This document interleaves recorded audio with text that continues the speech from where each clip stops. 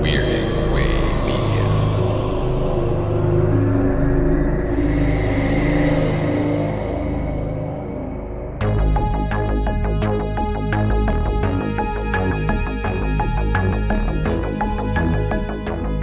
Weirding Way Media presents Astounding Tales of the Public Domain with Bob Malone.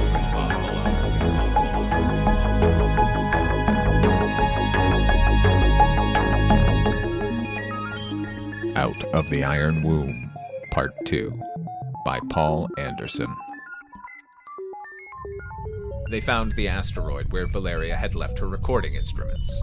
It was a tiny, drifting fragment of a world which had never been born, turning endlessly between the constellations. The Sirius moored fast with grapples, and Valeria donned a spacesuit and went out to get her apparatus. Lungard accompanied her. As there was only work for two, Bo stayed behind. He slumped for a while in the pilot chair, letting his mind pace through a circle of futility. Valeria, Valeria, Valeria. Oh, strong and fair and never to be forgotten. Would he ever see her again after they made Luna? This won't do, he told himself dully. I should at least keep busy. Thank God for work. He wasn't much of a thinker, he knew that. But he had a cleverness in his hands. It was satisfying to watch a machine come right under his tools. Working, he could see the falseness of Lungard's philosophy. The man could quote history all he wanted, weave a glittering circle of logic around Bo's awkward brain, but it didn't change facts. Maybe the century was headed for trouble. Maybe psychotechnic government was only another human self-limitation and should be changed for something else. Nevertheless, the truth remained that most men were workers who wished no more than peace in which to create as best they could. All the high ideals in the universe weren't worth breaking the Union for, and smashing the work of human hands in a single burst of annihilating flame. I can feel it down inside me, but why can't I say it? He got up and went over to the baggage rack, remembering that Lungard had dozens of book reels along, and that reading would help him not to think about what he could never have. On a planet, Bo would not have dreamed of helping himself without asking first. But custom is different in space, where there is no privacy and men must be a unit if they are to survive. He was faintly surprised to see that Lungard's personal suitcase was locked, but it would be hours probably before the owner got back. Dismantling a recorder setup took time, a long time in which to talk and laugh with Valeria. In the chill spatial radiance, her hair would be like frosty fire. Casually, Bo stooped across to Lungard's sack hammock and took his keyring off the hook. He opened the suitcase and lifted out some of the reels in search of a promising title. Underneath them were neatly folded clothes, fireball uniforms, and fancy dress pajamas. A tartan edge stuck out from below, and Bo lifted a coat to see what clan that was. Probably a souvenir of Lungard's Venusian stay. Next to the kilt was a box which he recognized. L masks came in such boxes. How the idea came to him, he did not know. He stood there for minutes, looking at the box without seeing it. The ship was very quiet around him. He had a sudden feeling that the walls were closing in. When he opened the box, his hands shook and there was sweat trickling along his ribs. The mask was of the latest type, meant to fit over the head, snug around the cheeks and mouth and jaws. It was like a second skin, reflecting expression not to be told from a real face. Bo saw the craggy nose and the shock of dark hair, limp now, but suddenly he was back on Achilles, with Riot roaring around him and Johnny Malone's body in his arms. No wonder they never found that Venusian. There never was any. Bo felt a dim shock when he looked at the chronometer. Only 5 minutes to turn the cosmos inside out. Very slowly and carefully, he repacked the suitcase and put it in the rack and sat down to think what to do. Accuse Lungard to his face? No, the man undoubtedly carried that needler. And there was Valeria to think of. A ricocheting dart, a scratch on her? No. It took Bo a long time to decide. His brain seemed viscous. When he looked out of a port to the indifferent stars, he shuddered. They came back, shedding their spacesuits in the airlock. Frost whitened the armor as moisture condensed on chilled surfaces. The metal seemed to breathe cold. Valeria went efficiently to work, stowing the boxed instruments as carefully as if they were her children. There was a laughter on her lips, which turned Bo's heart around inside him. Lungard leaned over the tiny desk where he sat, What are you doing? He asked. Recalculating our orbit to Luna, said Bo. I want to go slow for a few million miles before going up to hyperbolic speed. Why? It'll add days to the trip. And the fuel? I'm afraid we might barge into Swarm 770. It's supposed to be near now, and, the positions of those things are never known for sure. Perturbations. Bo's mouth felt dry. You've got a megamile of safety margin, or your orbit would never have been approved, argued Lundgaard. Hell damn it, I'm the captain, yelled Bo. All right, take it easy, Skipper. Lundgaard shot a humorous glance at Valeria. I certainly don't mind a few extra days in the present company. She smiled at him. Bo felt ill. His excuse was thin. If Lundgaard thought to check the ephemeris, it would fall to ruin. But he couldn't tell the real reason. An ion drive ship does not need to drift along the economical Homan A orbit of the big freighters. It can build up such furious speed that the sun will swing it along a hyperbola rather than an ellipse, and can still break that speed near its destination. But the critical stage of acceleration has to be just right, or there will not be enough fuel to stop completely. The ship will be pulled into a cometary orbit and run helpless, the crew probably starving before a rescue vessel can locate them. Bo dared not risk the trouble exploding at full drive. He would drift along, capture and bind Lundgaard at the first chance, and then head for Earth. He could handle the Sirius alone, even if it was illegal. He could not handle her if he had to fight simultaneously. His knuckles were white on the controls as he loosed the grapples and nudged away from the asteroid with a whisper of power. After a few minutes of low acceleration, he cut the rockets, checked position and velocity, and nodded. On orbit, he said mechanically. It's your turn to cook, guy. Einer. Lundgaard swooped easily through the air into the cubbyhole which served for a galley. Cooking in free fall is an art which not all spacemen master, but he could. His meals were even good. Bo felt a helpless kind of rage at his own clumsy efforts. He crouched in midair, dark of mind, a leg hooked around a stanchion to keep from drifting.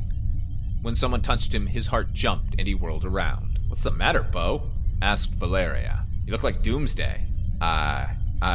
He gulped noisily and twisted his mouth into a smile. Just feeling a little off. It's more than that, I think. Her eyes were grave. You've seemed so unhappy the whole trip. Is there anything I can do to help? Thanks, Dr. McKittrick, but don't be so formal, she said, almost wistfully. I don't bite. Too many men think I do. Can't we be friends? With a thick-headed clinker like me? His whisper was raw. Don't be silly. It takes brains to be a spaceman. I like a man who knows how to be quiet. She lowered her eyes. The lashes were long and sooty black. There's something solid about you. Something so few people seem to have these days. I wish you wouldn't go feeling so inferior.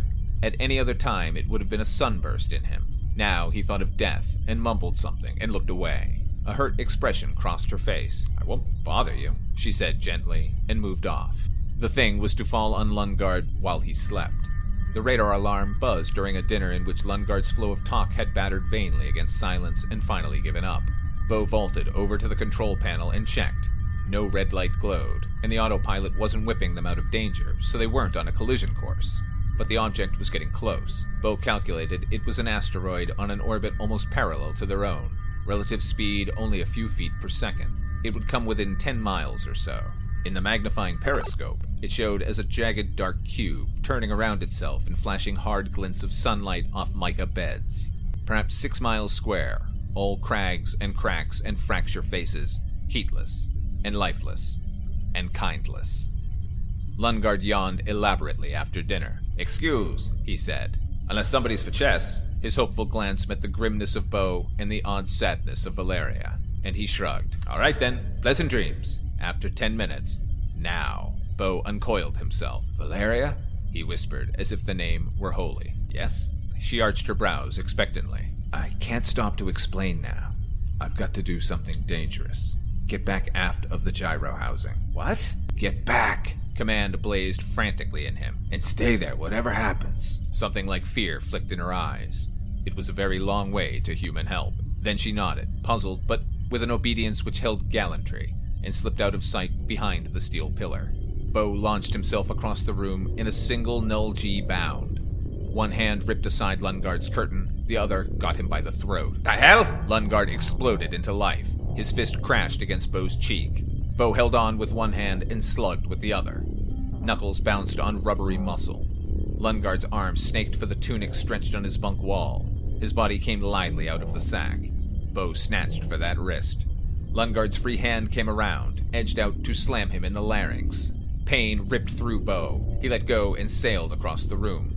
Lungard was pulling out his needler. Bo hit the opposite wall and rebounded, not for the armed man, but for the control panel. Lungard spat a dart at him. It burst on the viewport over his shoulder, and Bo caught the acid whiff of poison. Then the converter was roaring to life, and whining gyros spun the ship around. Lungard was hurled across the room. He collected himself, cat-like, grabbed a stanchion, and raised the gun again. "I got the drop," he said. "Get away from there, or you're a dead man." It was as if someone had seized Bo's body. Decision was like lightning through him. He had tried to capture Lungard and failed, and venom crouched at his back. But the ship was pointed for the asteroid now, where it hung gloomily a dozen miles off, and the rockets were ready to spew. "If you shoot me," said Bo, "I'll live just long enough to pour on the juice. We'll hit that rock and scatter from hell to breakfast." Valeria emerged. Lungard swung the needler to cover her. "Stay where you are," he rapped. "What's happening?" she said fearfully. "I don't know," said Lungard. "Bo's gone crazy. Attacked me." Wrath boiled black in the pilot. He snarled, "You killed my partner. You must have been fixing to kill us too." "What do you mean?" whispered Valeria. "How should I know?" said Lungard. "He's jumped his orbit, that's all. Look, Bo, be reasonable. Get away from that panel. Look in the suitcase, Valeria." Bo forced the words out of a tautened throat. "A Venusian shot my partner. You'll find his face and his clothes in Lungard's things. I'd know that face in the middle of the sun." She hung for a long while, not moving. Bo couldn't see her. His eyes were nailed to the asteroid, keeping the ship's nose pointed at it. "Is that true, Einar?" she asked finally. "No," he said. "Of course not. I do have Venusian clothes and a mask, but then why are you keeping me covered too?" Lungard didn't answer at once. The only noise was the murmur of machinery and the dense breathing of 3 pairs of lungs. Then his laugh jarred forth. "All right," he said. "I hadn't meant it to come yet, or to come this way, but all right. Why did you kill Johnny?" Tears stung Bo's eyes. "He never hurt you." "It was necessary." Lungard's mouth twitched. "But you see, we knew you were going to Achilles to pick up Valeria and her data. We needed to get a man aboard your ship to take over when her orbit brought her close enough to our asteroid base. You forced my hand. I wasn't going to capture you for days yet. I sabotaged the Drake's fuel tanks to get myself stranded there, and shot your friend to get his berth. I'm sorry." "Why?" Horror rode Valeria's voice. "I'm a humanist. I've never made a secret of that. What our secret is that some of us aren't content just to talk revolution. We want to give this rotten, over-mechanized society the shove that will bring on its end. We've built up a small force. Not much as yet. Not enough to accomplish anything lasting. But if we had a solar power beam, it would make a big difference. It could be adapted to direct military uses, as well as supplying energy to our machines. A lens effect, a concentration of solar radiation strong enough to burn? Well, it seems worth trying." "And what do you intend for us?" "You'll have to be kept prisoners for a while, of course," said Lungard. "It won't be onerous. We aren't beasts." "No," said Bo. "Just murderers." "Save the dramatics," snapped Lungard. "I have the gun. Get away from those controls." Bo shook his head. There was a wild hammering in his breast, but his voice surprised him with steadiness. "No, I've got the upper hand. I can kill you if you move. Yell if he tries anything, Valeria." Lungard's eyes challenged her. "Do you want to die?" he asked. Her head lifted. "No," she said, "but I'm not afraid to." "Go ahead if you must, Bo." "It's all right." Bo felt cold. He knew he wouldn't. He was bluffing. In the final showdown, he could not crash her. He had seen too many withered, space-drained mummies in his time. But maybe Lungard didn't realize that. "Give up," he said. "You can't gain a damn thing. I'm not going to see 1 billion people burned alive just to save our necks. Make a bargain for your life." "No," said Lungard with a curious gentleness. "I have my own brand of honor. I'm not going to surrender to you. You can't sit there forever." Impasse. The ship floated through eternal silence while they waited. "All right," said Bo. "I'll fight you for the power beam." "How's that?" "I could throw this ship into orbit around the asteroid. We can go down there and settle this thing between us. The winner can jump up here again with the help of a jet of tanked air. The lump hasn't got much gravity." Lungard hesitated. "And how do I know you'll keep your end of the bargain?" he asked. You could let me go through the airlock, then close it and blast off. Bo had had some such thought, but he might have known it wouldn't work. What do you suggest? He countered, never taking his eyes off the planetoid. Remember, I don't trust you either. Lungard laughed suddenly, a hard, yelping bark. I know. Valeria, go aft and remove all the control rod links and spares. Bring them back here. I'll go out first, taking half of them with me, and Bo can follow with the other half. He'll have to. No, I won't, she whispered. I can't let you. Go ahead and do it, said Bo. He felt a sudden, vast weariness. It's the only way we can break this deadlock. She wept as she went toward the engine room. Lungard's thought was good. Without linked control rods, the converter couldn't operate 5 minutes. It would flare up and melt itself and kill everyone aboard in a flood of radiation. Whoever won the duel could quickly reinstall the necessary parts. There was a waiting silence. At last, Lungard said, almost abstractedly, Holmgang. Do you know what that means, Bo? No. You ought to. It was a custom of our ancestors back in the early Middle Ages, the Viking time. 2 men would go off to a little island, a home, to settle their differences. One would come back. I never thought it could happen out here. He chuckled bleakly. Valkyries in spacesuits? The girl came back with the links tied in 2 bundles. Lungard counted them and nodded. All right. He seemed strangely calm. An easy assurance lay over him like armor. Bo's fear was cold in his belly, and Valeria wept still with a helpless horror. The pilot used a safe 2 minutes of low blast to edge up to the asteroid. I'll go into the airlock and put on my spacesuit, said Lungard. Then I'll jump down and you can put the ship in orbit. Don't try anything while I'm changing, because I'll keep this needler handy. It won't work against a spacesuit, said Bo. Lungard laughed. I know, he said. He kissed his hand to Valeria and backed into the lock chamber. The outer valve closed behind him. Bo!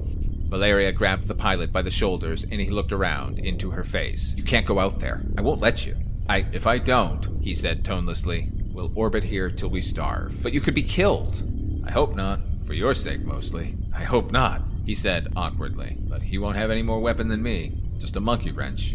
There was a metal tube welded to the leg of each suit for holding tools. Wrenches, the most commonly used, were simply left there as a rule.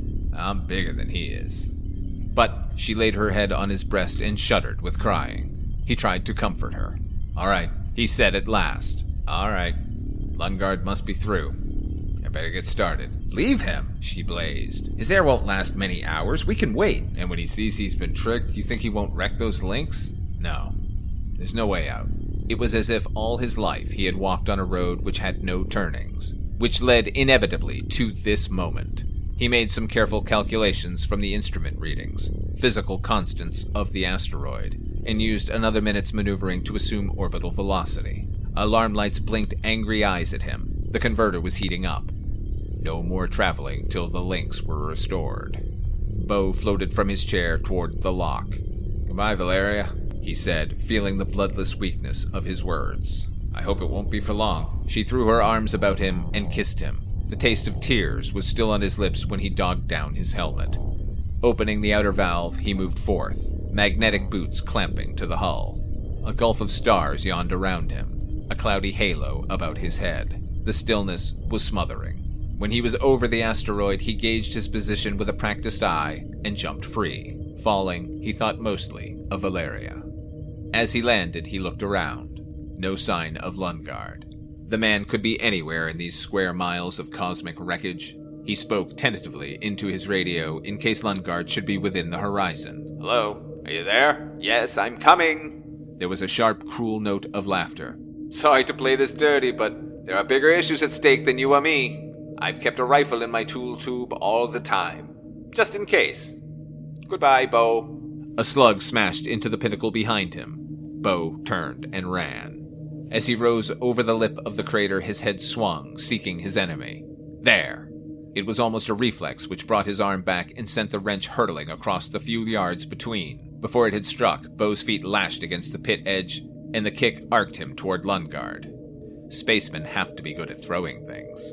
The wrench hit the lifted rifle in a soundless shiver of metal, tore it loose from an insecure, gauntleted grasp, and sent it spinning into shadow.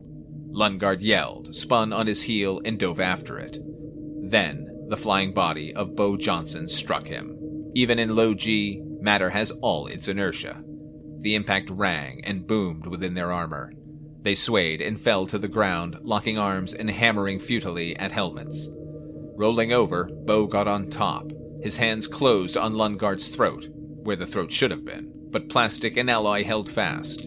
Instinct had betrayed him. Lundgaard snarled, doubled his legs, and kicked. Bo was sent staggering back. Lundgaard crawled erect and turned to look for the rifle. Bo couldn't see it either in the near solid blackness where no light fell, but his wrench lay as a dark gleam. He sprang for that, closed a hand on it, bounced up and rushed at Lundgaard. A swung shocked his own muscles with its force, and Lundgaard lurched. Bo moved in on him. Lundgaard reached into his tool tube and drew out his own wrench. He circled his panting horse in Bo's earphones. "This is the way it was supposed to be," said Bo.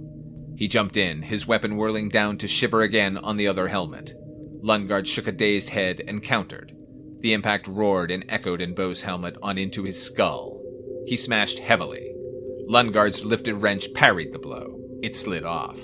Like a fencer, Lundgaard snaked his shaft in, and the reverberations were deafening. Bo braced himself and smote with all his power. The hit sang back through iron and alloy, into his own bones. Lundgaard staggered a little, hunched himself, and struck in return. They stood with feet braced apart, trading fury, a metal rain on shivering plastic. The stuff was almost unbreakable, but not quite. Not for long when such violence dinned on it.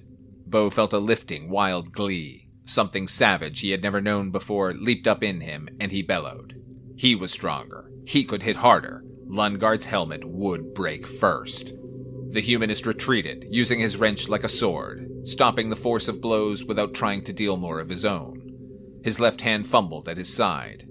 Bo hardly noticed. He was pushing in, hewing.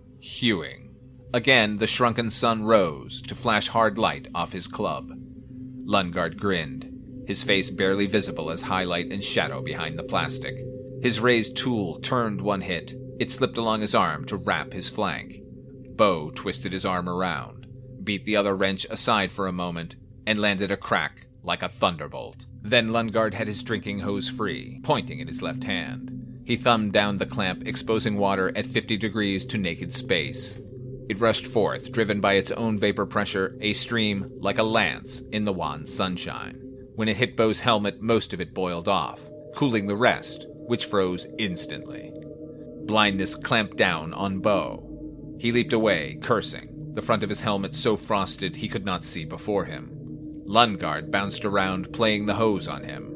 Through the rime coat, Bo could make out only a grayness.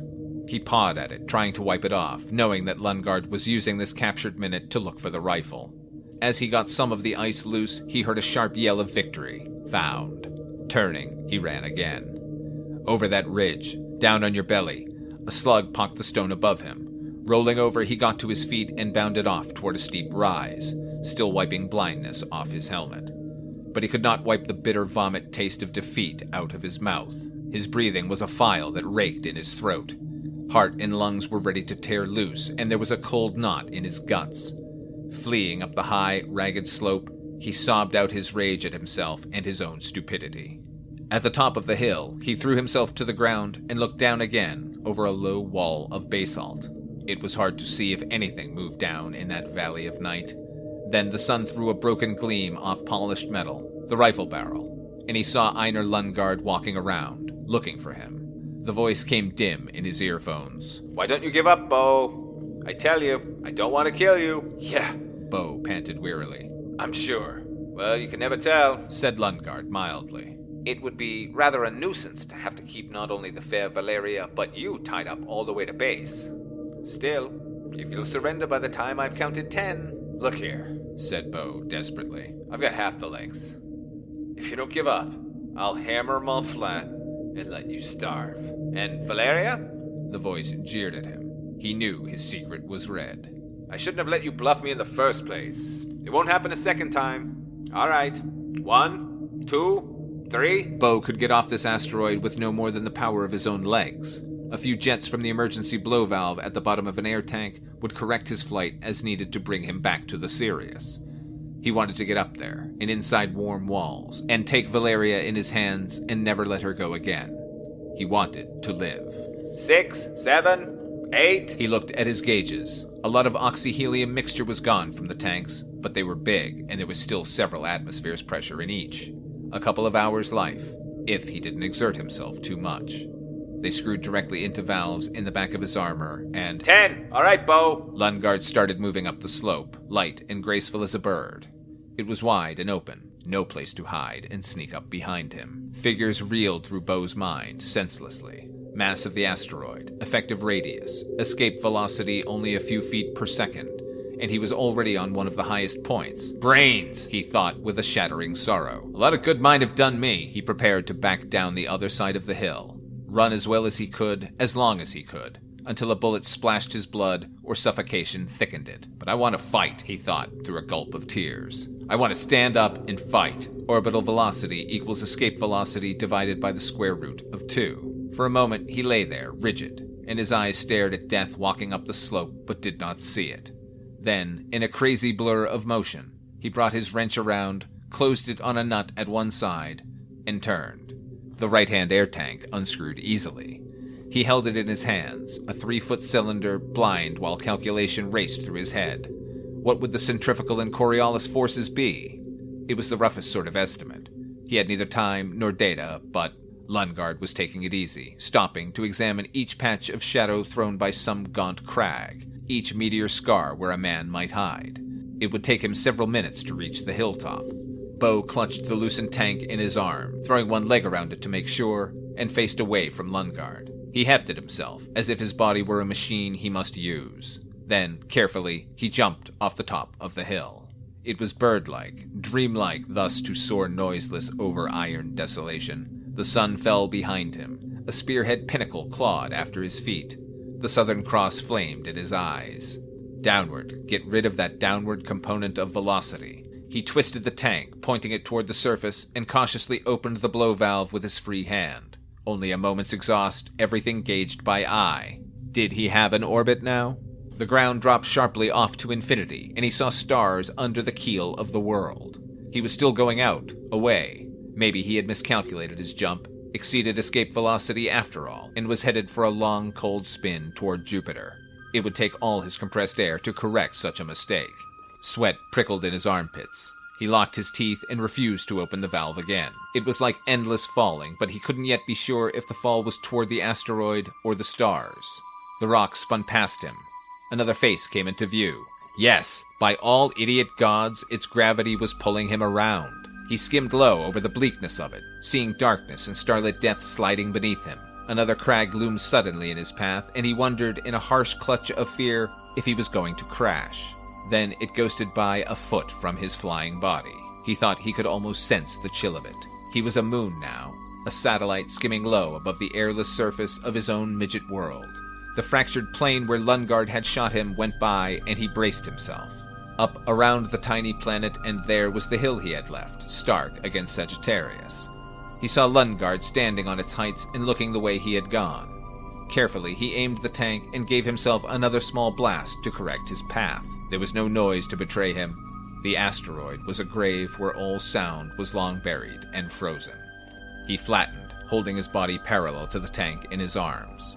One hand still gripped the wrench, the other reached to open the blow valve wide. The surge almost tore him loose.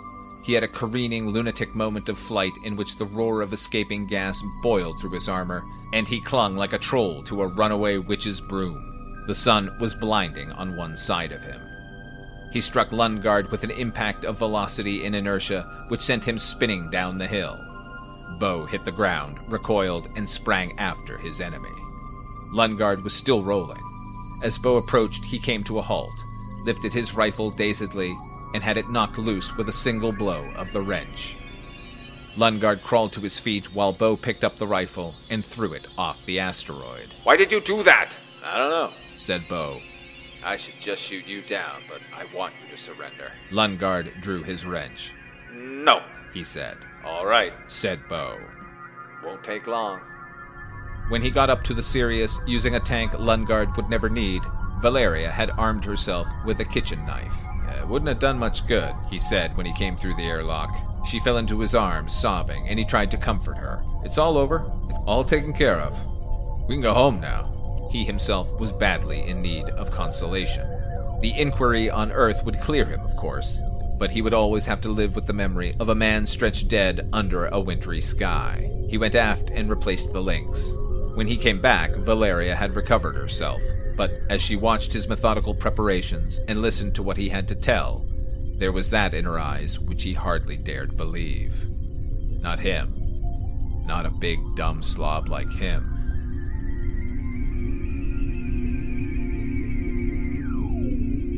This episode performed and produced by Father Malone. Music by HP.